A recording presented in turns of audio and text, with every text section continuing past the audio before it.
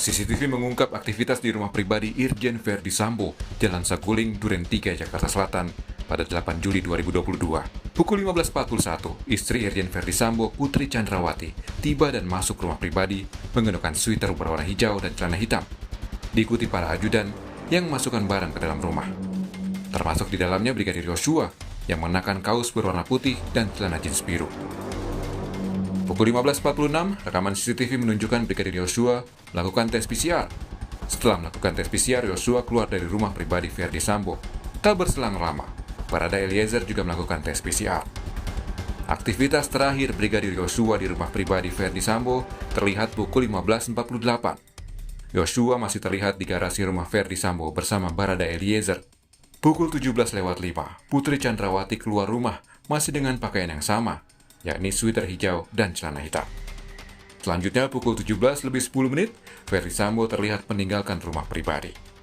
Pukul 17.23, istri Verdi Sambo, Putri Chandrawati terlihat kembali ke rumah pribadi di Jalan Saguling.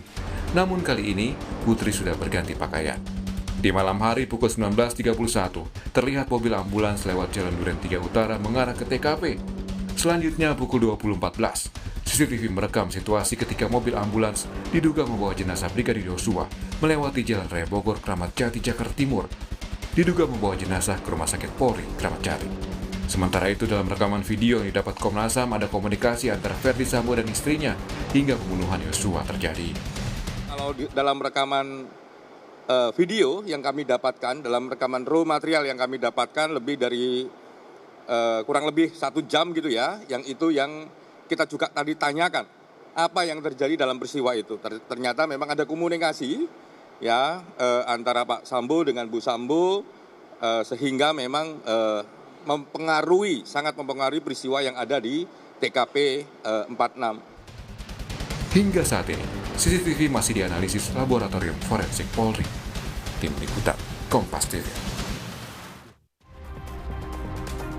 Saat ini sudah bersama kami ahli digital forensik Abimanyu Wahyu Widayat. Selamat petang, Abah.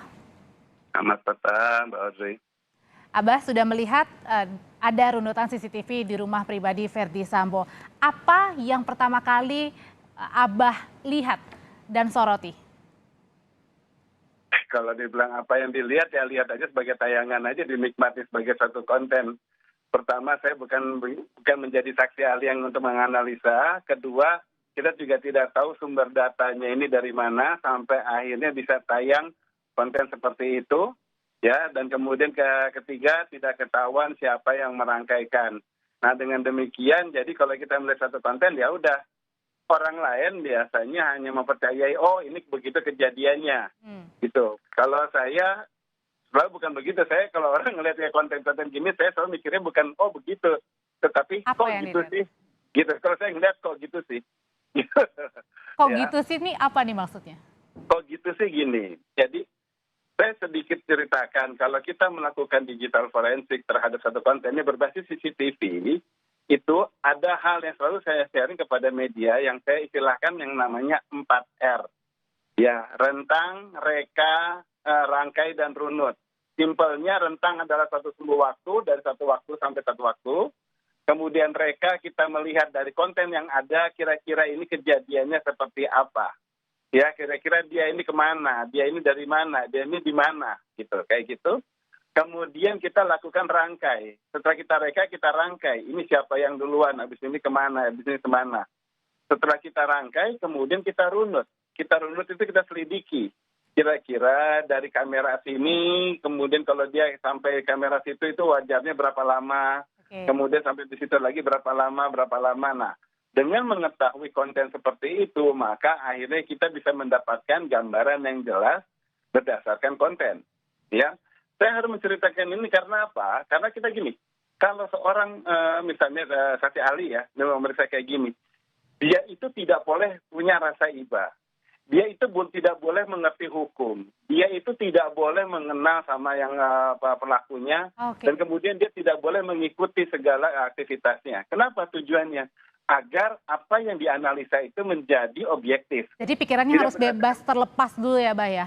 Betul. Jadi dia bisa menceritakan berdasarkan apa yang dia lihat.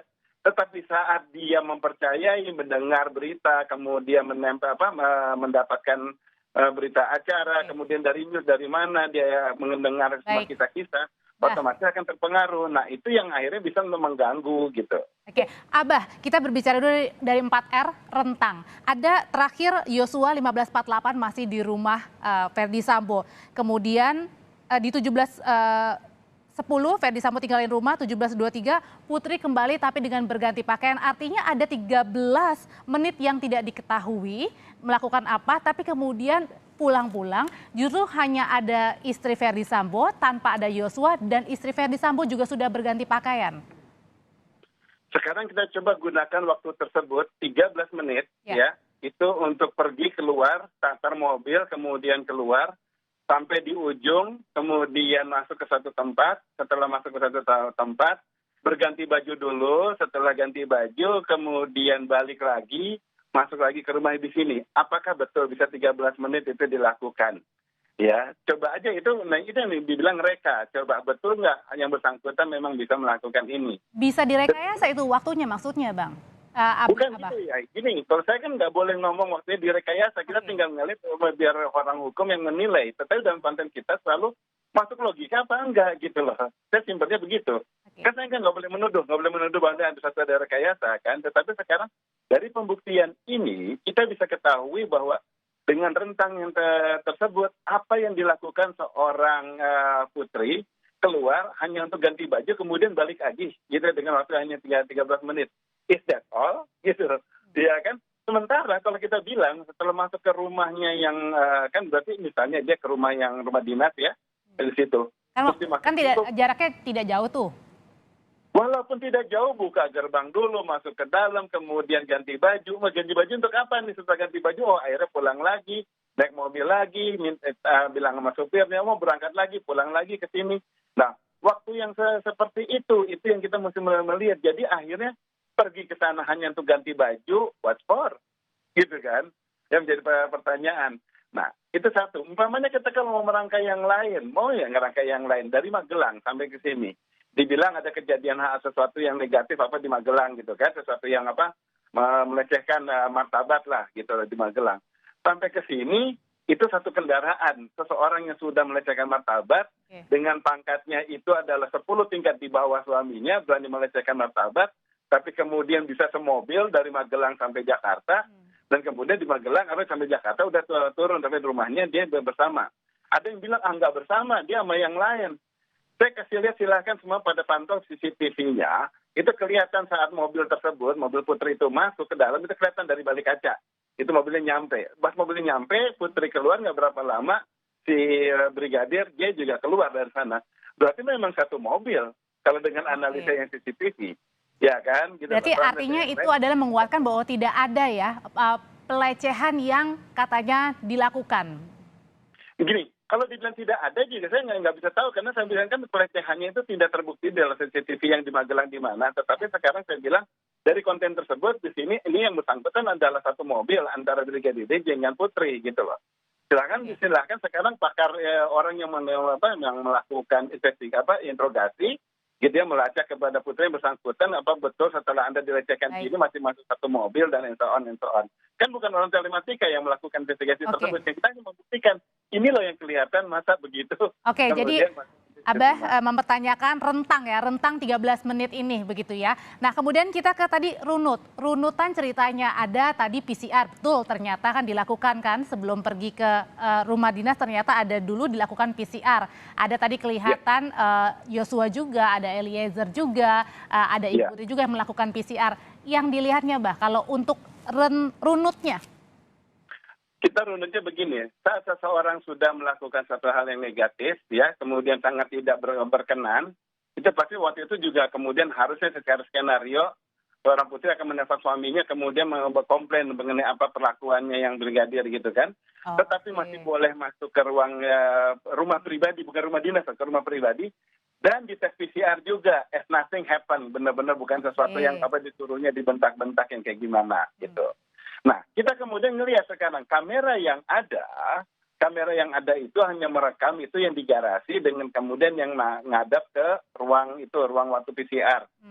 Padahal suatu yang namanya DVR, ya digital video recorder, biasanya itu either 2x2, jadi isinya 4 kamera, atau 3x3, 9 kamera, atau 16 kamera, gitu loh. Untuk seorang rumah jenderal, logikanya minimal sih 9 kamera, ya, yang tersebar. Nah, harusnya 9 kamera tersebut itu ikut dianalisa dengan orang yang pakar digital forensik yang bersangkutan, agar bisa mengetahui kira-kira dari kejadian di sini, waktu misalnya si A masuk dari belakang, apakah betul memang dia dari luar, ataukah sebetulnya dia keluar dari pintu depan, kemudian masuk ke pintu belakang. Kan itu harus dilihat seperti itu. Dan selain itu, siapa lagi yang masuk ke ruangan tersebut. Kemudian selain itu, siapa juga yang datang ke rumah dia dinasnya. Nah, informasi ini semuanya perlu diungkapkan. Gitu. Nah, setelah itu diungkapkan, kemudian bisa kelihatan akhirnya bisa dirunut rusaknya dari jam berapa. Kalau dia bilang kemudian sengketa itu masih ada, berarti ada di 1-2 kamera, berarti harusnya ada di 7 kamera lainnya. Berarti ini ada kamera memang yang belum terbuka ya, memang kan belum diungkap semua ya, atau memang sudah diungkap tapi memang tidak dipublis atau gimana? Jadi gini kan, kita mendengar skenario-nya bahwa ada kamera yang rusak, ya kan dibilang gitu ya. Nah, kan belum dijelaskan yang rusak ini yang di rumah pribadi atau yang di rumah dinas, ya kan? Kalau yang sekarang yang kita bikin skenario di sini karena adanya satu kejadiannya adalah di rumah dinas, TKP-nya di situ, berarti yang di rumah ini kan normal-normal saja, yang di rumah pribadi. Kenapa tidak bisa ada lengkap kontennya di situ yang rumah pribadi gitu loh. Ya. Nah, kenapa kita bilang lengkap? Selalu yang namanya suatu objek analisa tidak hanya murni hanya menganalisa misalnya 3 objek, OSS lewat, kemudian PC lewat, kemudian BJ lewat, udah di situ aja. Nggak begitu, harusnya direkamnya benar-benar dirunut, dicari tahu, dicari di skenario-nya, siapa-siapa saja yang lewat dan ada di ruang tersebut, di area tersebut, di rumah tersebut, pada hari itu.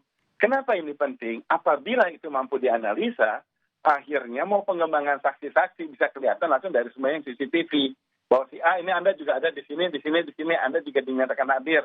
Pagi masuk jam sekian dan kemudian sampai malam Anda belum kelihatan keluar, berarti saat kejadian Anda ada di dalam, apa yang terjadi dengan Anda. Nah, CCTV ini bisa banyak bicara. Dan gitu runutan itu akan bisa menjadi kereka? Bukan, reka itu belakangan. Gini, reka dulu, runut itu terakhir. Setelah reka itu adalah kita mereka misalnya, sebagai contoh, sewaktu kita mendapatkan skenario bahwa Barada tersebut, rangkaian 3 mobil ini berhenti di suatu rest area. Berhenti. Kemudian ceritanya kan adalah setelah berhenti di suatu rest area, dibilang Barada ini buang air. Ya kan gitu ya, kata ke toilet. Nah, kata-kata itu tidak boleh kalau sebagai seorang yang digital forensik tidak boleh keluar. Karena apa?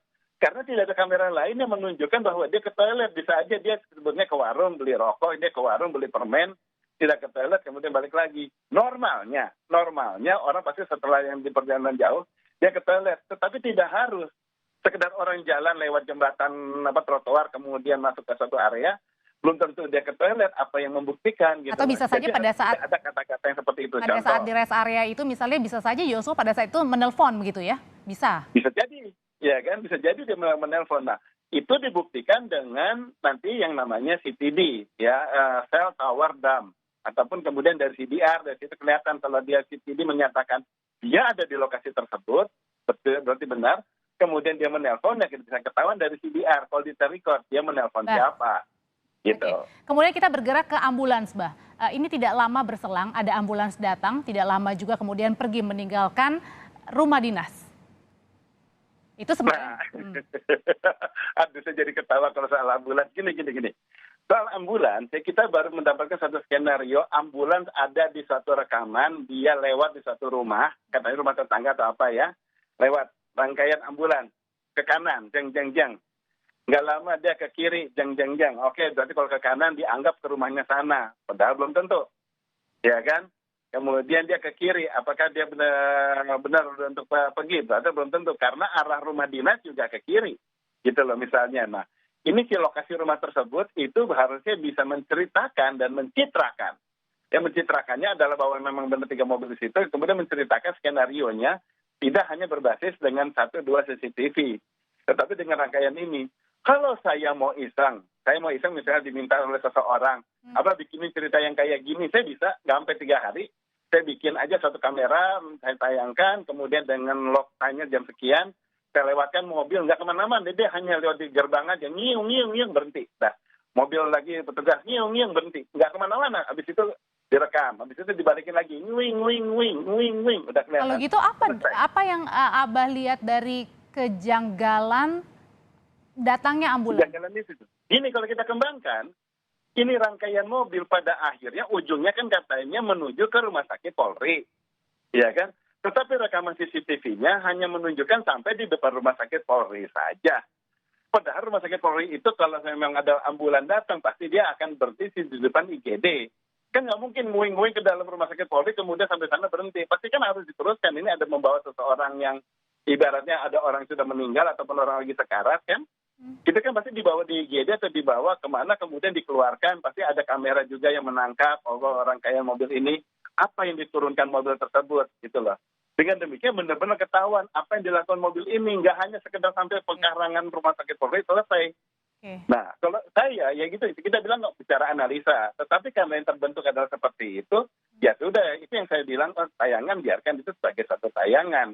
Tetapi kalau dibilang sebagai satu analisa, menjadi pertanyaan besar. Kalau bagi saya menganalisa hal itu menjadi yang harus jadi bahan ulasan. Oke, jadi harus diulas ini ambulansnya kemana dan membawa apa begitu ya, Bah? Iya, sampai ujungnya ketahuan turun, ketemu susternya atau siapa membawa kemudian berangkar atau apa kan untuk dorongin jenazah ataupun orang yang lagi sekarat didorong kemana ke dalam. Nah itu kan semuanya apalagi di rumah sakit kan banyak kamera-kamera itu gitu loh. Oke, Mbak, apakah mungkin CCTV yang rusak ini kemudian jadi betul semuanya, jadi bisa memastikan rentang, runut hingga rekanya?